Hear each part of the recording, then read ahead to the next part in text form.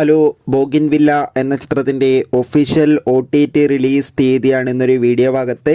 വീഡിയോയിലേക്ക് മുൻപ് video like ചെയ്യുക, ചാനൽ സബ്സ്ക്രൈബ് ചെയ്യുക. ഡിസംബർ മാസം ധാരാളം ചിത്രങ്ങൾ OTT റിലീസ് ചെയ്യുന്നുണ്ട്. ചാനൽ ഭാഗം പരിശോധിച്ചാൽ നിങ്ങൾക്ക് കാണാം.